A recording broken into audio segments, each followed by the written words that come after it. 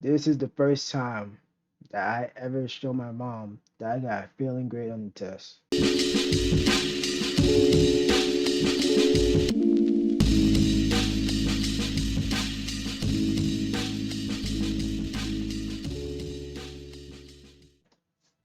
All right. So the story starts off me taking this math test. I absolutely did not study for it at all because me being in elementary school, I never really like studied for any tests. I just remember the stuff on the homework and on the in the classes and just took the test like that. I never really like try to put in time and effort to study because who got time for that when you can just play video games or do anything else in the world? So basically, took this test, and I got a big old D. Thank God it wasn't an F for us. You know what I'm saying? I would not been alive to tell you the story today. So I see this big D, and I don't know what type of evil mastermind my fourth grade teacher was, but she was like, because like when you get a D or if you can just throw it away in the toilet and know, like, all no one would do, I would rip my name off, crumble it up, flush it down the toilet, and nobody will ever know who the paper was. I'll just rip it. I'll just rip it up. Nobody knows who it belongs to. There's no evidence. There's no trace, and you're good. But this time, I don't know. My teacher caught on to that, but apparently she said, "Hey, I want you guys to take your test back home, redo the test at home, and bring it back so you can get an A." Now, a good thing is I get an A. The bad thing is I live in a Haitian household. So when my mom sees that D, I'm going to get my ass whooped. I'm not getting out alive. I'm getting whooped. So I don't know around this time I took the bus or I had a car. But I remember, but like I probably should take the bus because my dad wasn't really there yet.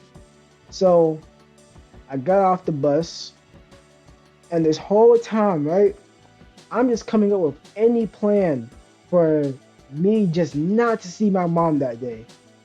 I'm like, all right, I'm just going to take out the test when my mom goes to work, and I'm never going to, like, you know what I'm saying. I'm just gonna ask someone to help me out. That's it. That's all I'm going to do. Or like just wait till mom and my dad gets out, because my dad used to go out, you know what I'm saying, talk to his friends, sell things from his car, just the usual. Now it's my brother to do that, because my dad, my stepdad, you know what I'm saying, he was cool, but I don't think he'd be cool with me having like a D on the test. But then I remembered, right? We This was when we were Jehovah's Witnesses, and my brother literally told me to put my hand on this the night before the day of that test, right? My brother told me to put my hand on that Bible and promise to God that I would never tell a lie. And at that point, and when I got near I remember that same exact memory when I got at the door. So I over here have like, I have a angel on my right shoulder, devil on my left. So it was either a choice of, should I lie or should I tell the truth? Because either or, I'm going to die anyways. Because in my household, my mom will know when something is up. She'll know when you have lied. She'll just know. You can't just hide the lies from my mom. I don't know. My mom has like a sixth sense for that. So I decided to do the good boy thing. I decided honesty is the best policy. So I knock on the door, and as soon as I knocked on the door, boom, all that honesty, the best policy left my head. The only thing was, what's going to happen to me? Only fear was in my heart. And my heart was just beating faster and faster because I heard the footsteps coming to the door. I'm like, shit. Bro, she opened the door, right? She goes to her room, and I said, Mom, I look her dead in the eye. She looks me dead in the eye with the biggest smile on her face. I say I got a D on the test.